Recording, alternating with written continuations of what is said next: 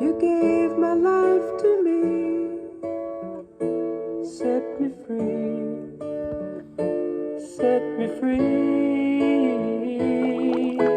The finest years I ever lived. In my experience, the people that I know who've been involved in this, they're apparently there's a missionary in Mexico who I'm told who works in some of the remote jungle parts of southern Mexico, Yucatan, really the poorest of the poor.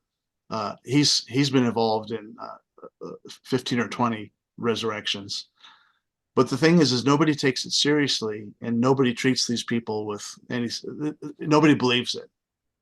And even now, when I tell the Africa story, I mean, we're talking about it in this context, and so there's a sense of wow.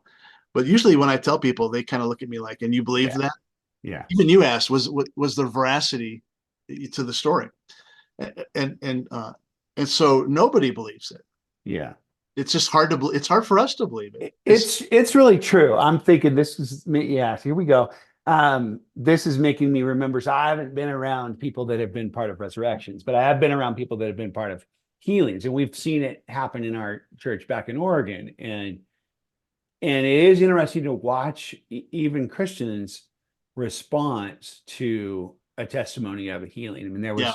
there was one lady who had scoliosis and was, she was coming for quite a while, and she got up in front and like shared it firsthand, but she was being prayed for, and I know the person very well that was praying for her, and I have a lot of trust in the veracity of their story.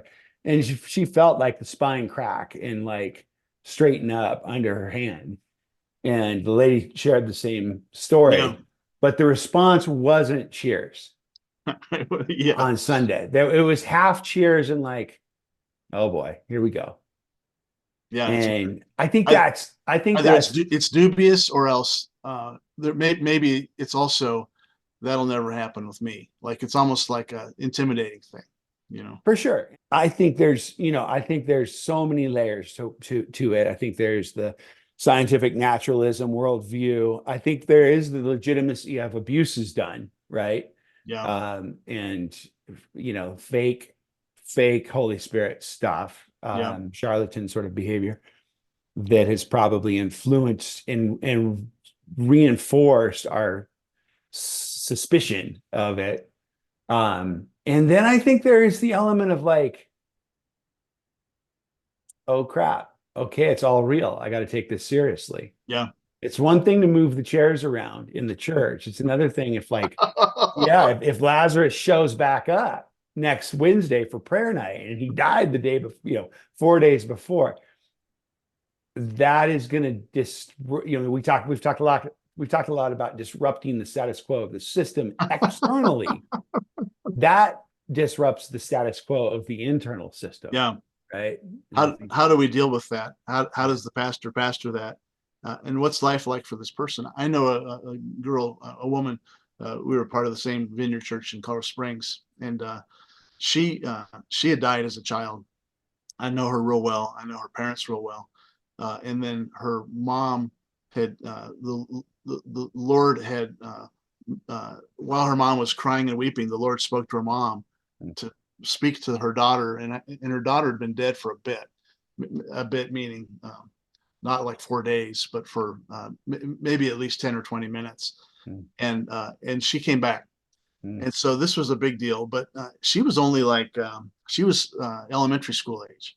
Wow. And so she knew what had happened. She stopped telling people about it because all the kids made fun of her. And we're talking Christian kids. This is like in Christian, like the Bible Belt. And they're all making fun of the girl who rose from the dead. And so she was ostracized for it. And so she just stopped telling people about it. It was sort of a part of her past that she was almost embarrassed about. And poor Lazarus, he's a hit out on him. Yeah, Lazarus has a hit put on him by the religious establishment because of the awkward reality that he's risen from the dead, and so now he's a problem. And so maybe that's another reason why these things aren't so common, and because that's a tough life to live, a post-resurrected life in a world that still smells of death and decay. Is talk about amplify the reality of the kingdom. which I think always means more power and more persecution. And even the person that shared it at our group last night, I think there was a sense of, what do we do with this? And we're wrapping up the meeting, and by the way, this happened to me, and it's just like, wow. Yeah, I was mindful of my own immediate response to like blow by it. Mm-hmm. Because of everything you said, just because we're wrapping up here. But then like, wait a second. Like, I've shared before, like my wrestle with disbelief at times. And yeah, just like the picture she was painting of like, yeah, I was in a meadow and it was beautiful. And Yeah. my grandma was there.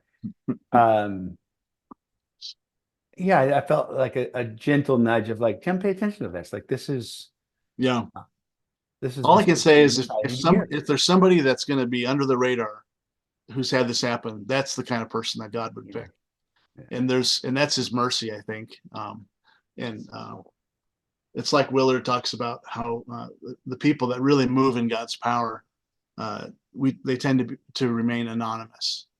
And so they're all over the place. Jesus talks about greater works. And it's like, well, where are those? But I think God just picks people that it's not going to destroy them. Lazarus was not safe. Lazarus spent probably the rest of his life wandering, and we don't know the story. But when the persecution broke out in the early church, people scattered. Lazarus probably needs to be one of the first people to get out of Dodge, because he's got a hit on him already. Specifically, Paul or Saul start arresting Christians. Let's kill some of them. And if anyone sees Lazarus, he's the first one we're going to take out. Yeah. So his life was weird after that. And this is how it goes. When you decide to start killing people in the name of, it never stops at one. Yeah. Anyhow. Yeah. You can edit that out. I love it. I think that's so good. And it's historically true. I mean, the saying is, the blood of the martyrs is the seed of the church.